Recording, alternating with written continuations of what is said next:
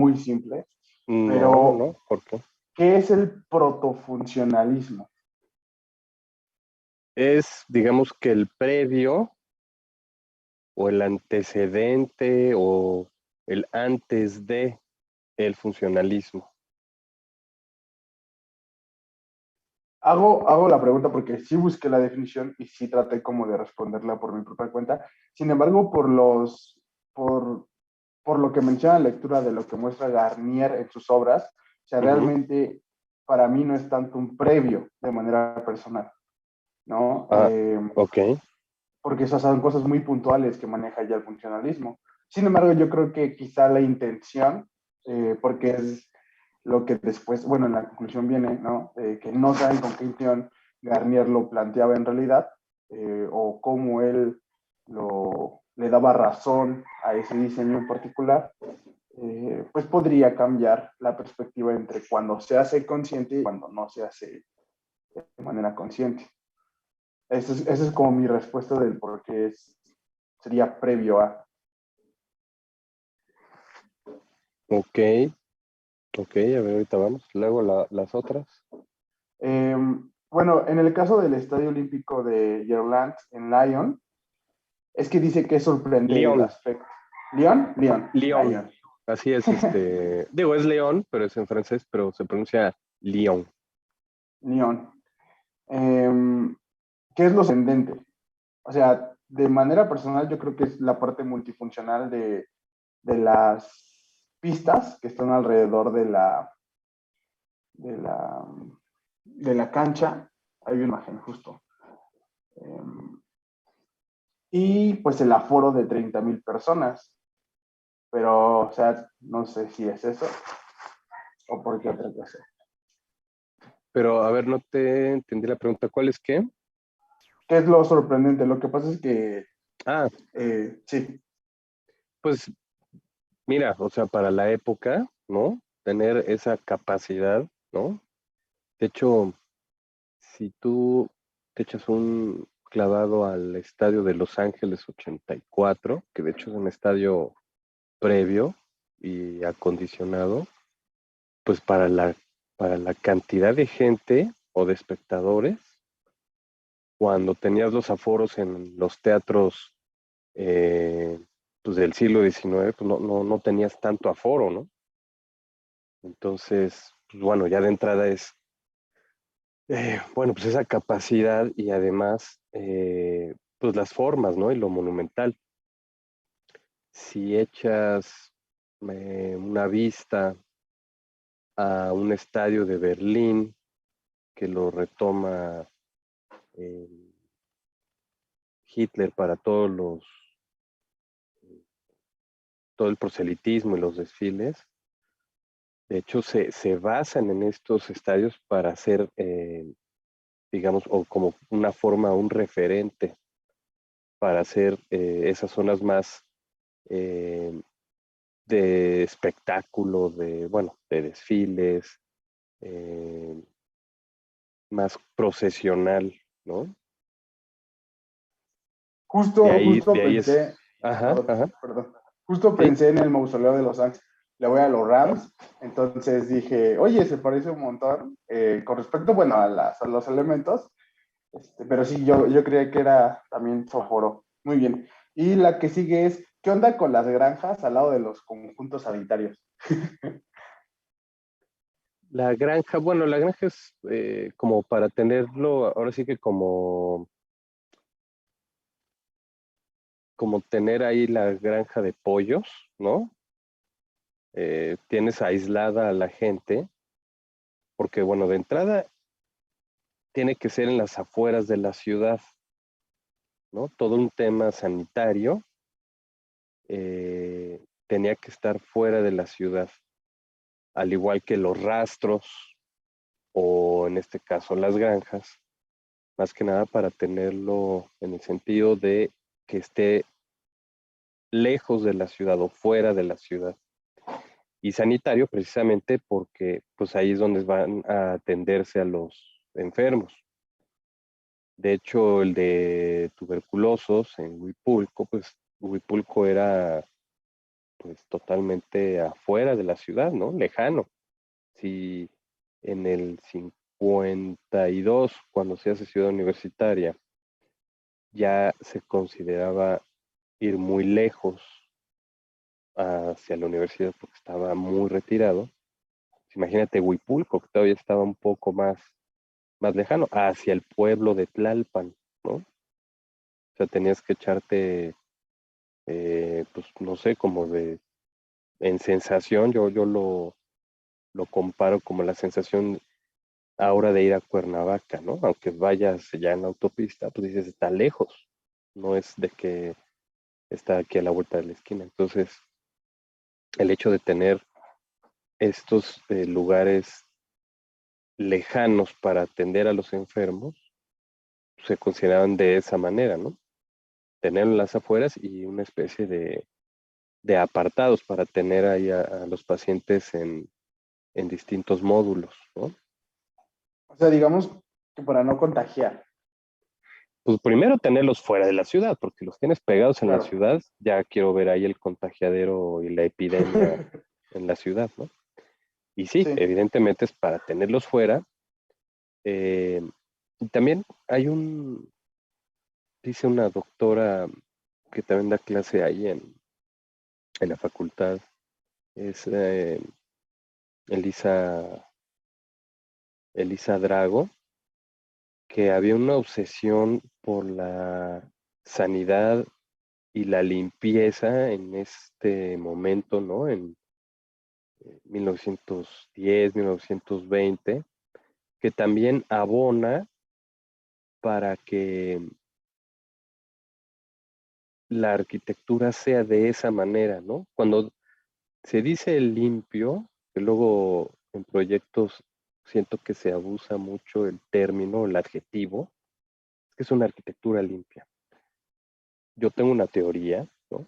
De que viene, o deviene, más bien, de esta forma como se planteaba la arquitectura, una arquitectura limpia en el sentido de muros lisos, ausencia o eliminación o renuncia completamente al ornato, eh, más allá de un tema, de una postura ideológica como lo planteaba en la lectura de Los, por ejemplo, un tema de que es más fácil limpiar unas 4 paredes, un piso y un techo,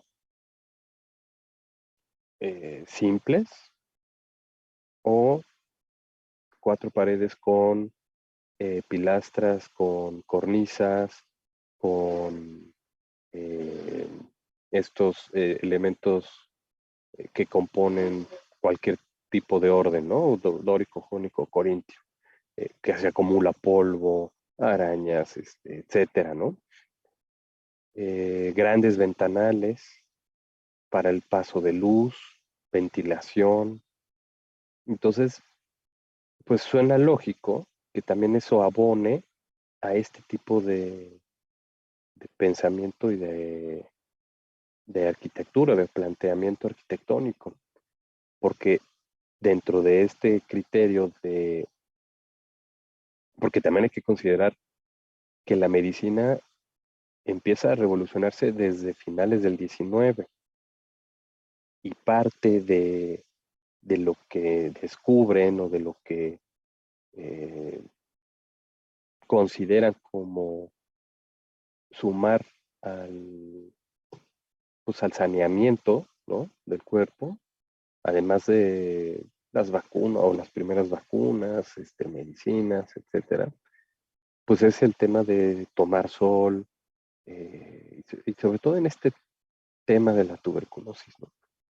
Entonces entiende uno un poco más el sentido de por qué sí o sí tendrían que ser ese tipo de construcciones con esos vanos tan abiertos. Por eso uno cuando ve las propuestas de Villagrán, pues obviamente ahí empieza a tener algunos temas, ¿no? Pero vean estas, ¿no? Ya con ventanas más abiertas, este es el módulo de vigilancia. Creo que en esta no, pero estaba en la presentación, bueno, ahorita la vemos. pero como que suena más lógico, ¿no? Que el por qué Pero, sea la arquitectura de esa manera o que corresponda con ese pensamiento. Si bien se plantea esta arquitectura derivada de las ideas de Garnier, ¿no? Y también por el tema del concreto. eh, También hay una situación ahí de las ciudades eh, utópicas, como que todo va teniendo relación y conexión de las ciudades jardín, ¿no? El tener una, un ordenamiento más allá de donde están las fábricas y un lugar donde pueda tener relación con el espacio abierto, la naturaleza, y ellos también tienen esta idea o criterio de que se puede hacer una ciudad de este tipo. Ahí eh, el caso de los alemanes con estas ciudades con la fijación del cristal y que todo tiene que estar acristalado y vinculados con ciudades utópicas basadas en textos de Tomás More, por ejemplo. Entonces, como que todo va teniendo cierta relación de ideas o conexiones de ideas y también el uso del concreto, que pues fue el boom, fue el material idóneo para poder hacer este tipo de construcciones. Y lo que tú me dices, proto-racionalismo, protofuncionalismo, incluso hasta yo podría decirte que muchas de estas imágenes croquis, hay gente que llega, incluso arquitectos, que llegan a confundirlos como si fuera deco.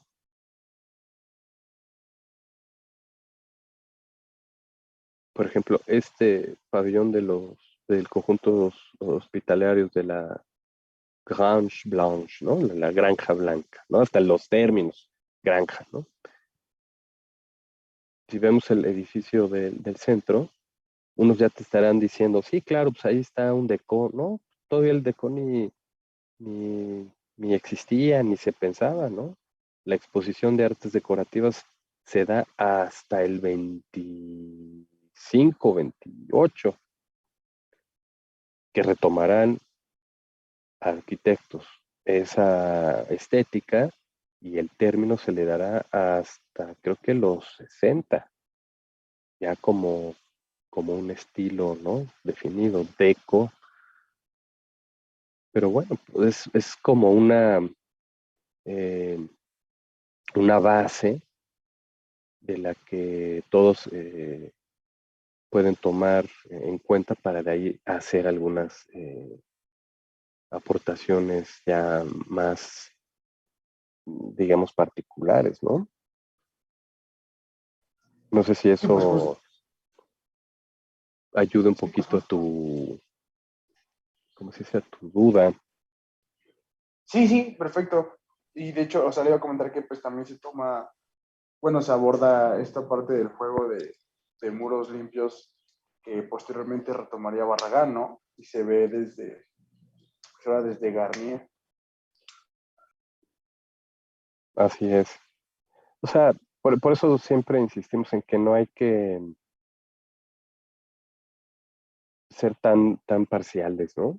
Yo creo que hay que entender la arquitectura pues como mezcla de todo. Lo que te quería enseñar ahorita que es del estadio, quería enseñarte, bueno, enseñarles por ejemplo, del mismo arquitecto que hace el edificio Ermita, hace este conjunto eh, hacia la calzada de Guadalupe y tiene una pista al centro, tiene una alberca y ve las escaleras, muy similares a las propuestas del estadio de Garnier o de Villagrán, ¿no?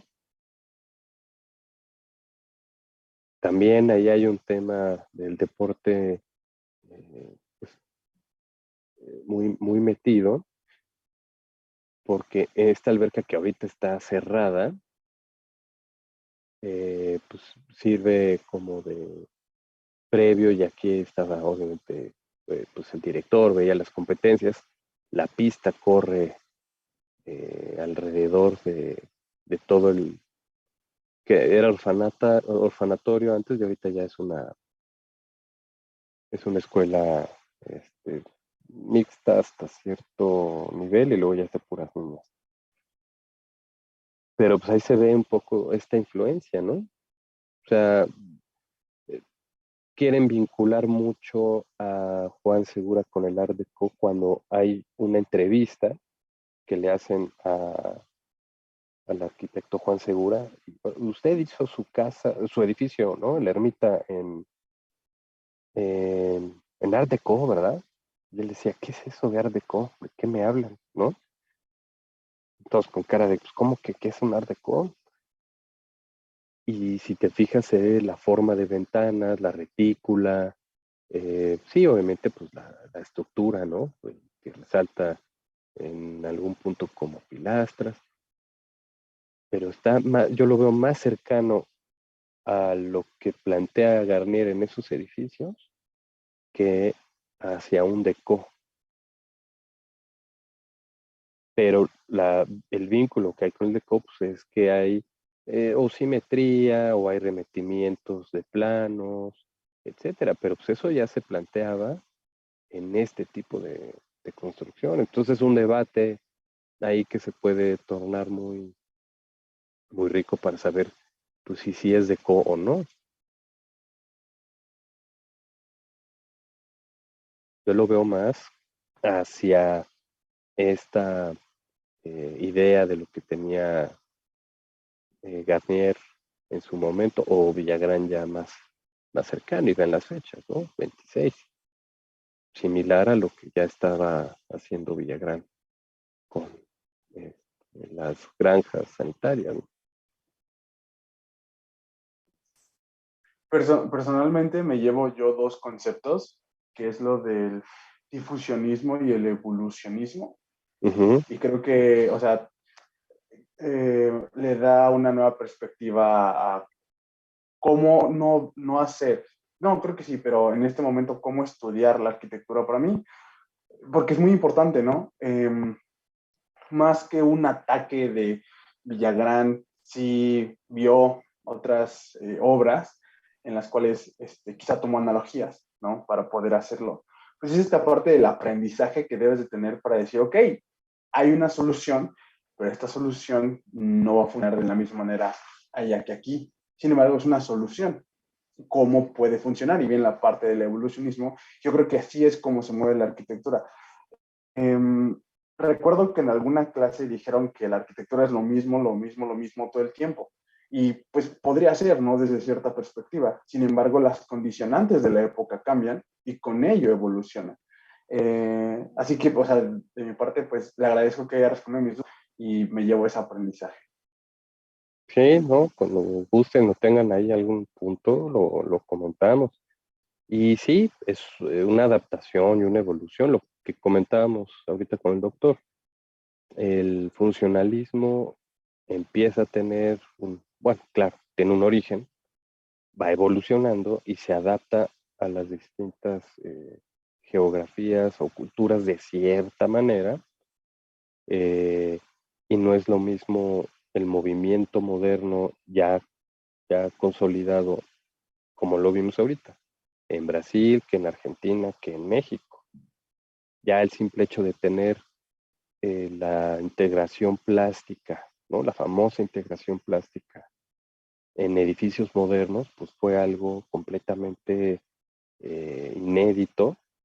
De hecho, hay un boom en la arquitectura mexicana en ese momento, en esa época, entre los 40 hacia los 60, cuando hay también mucha migración, también, eso también se tiene que notar, ¿no?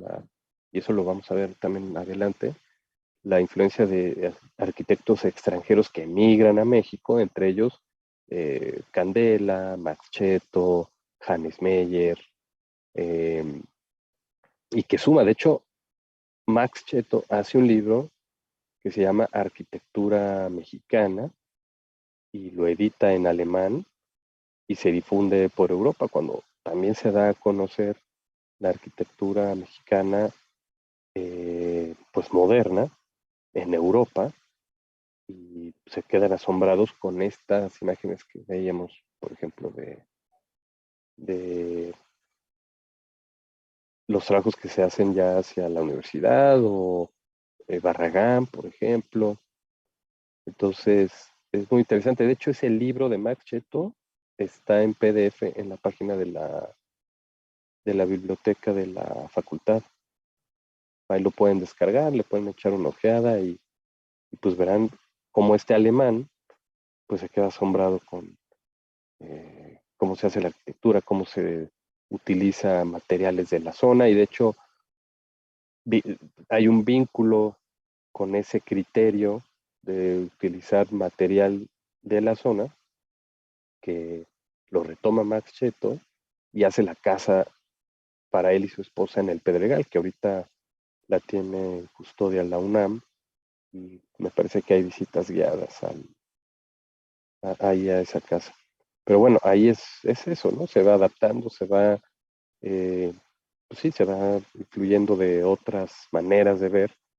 Y en el caso de Villagrán y Garnier, pues bueno, ahí, y como O'Gorman y Le Corbusier, pues no queda lugar a duda, eh, más, más, más allá de la influencia, ¿no? Sí se retoma esa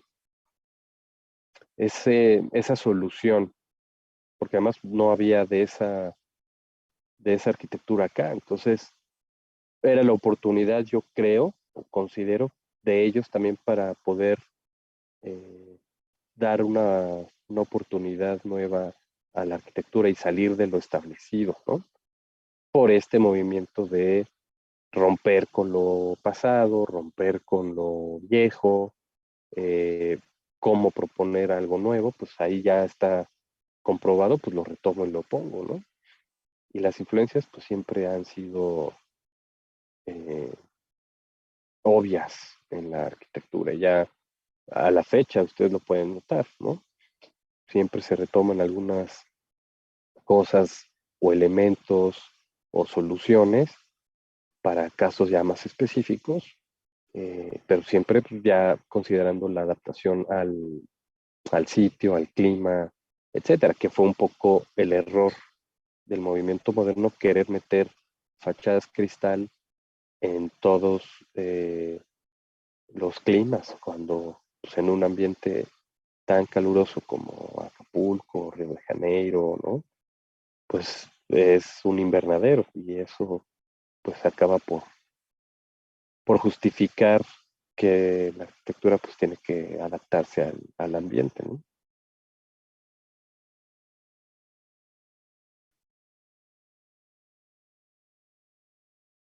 Estoy de acuerdo.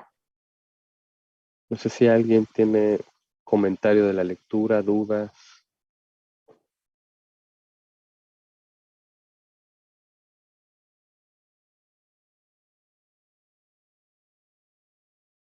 porque tiene otra imagen.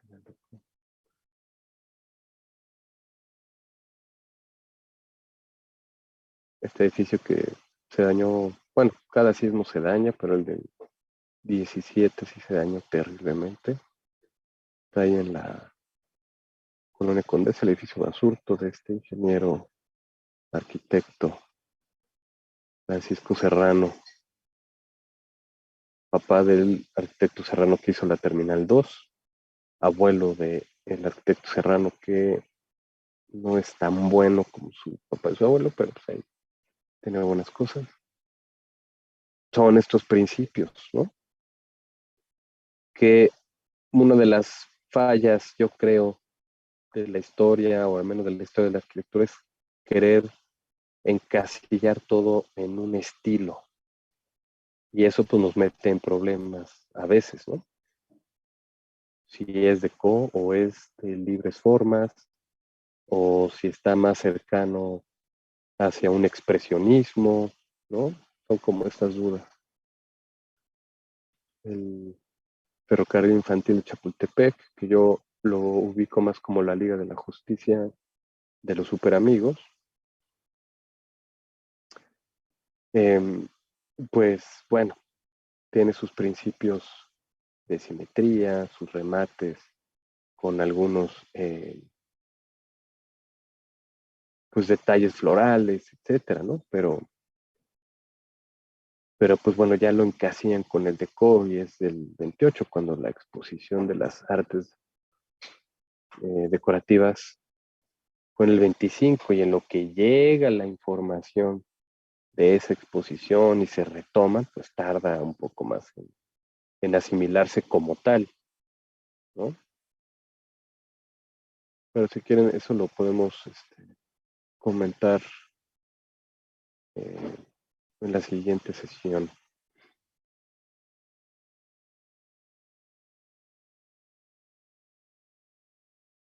¿Alguna duda? ¿Comentarios?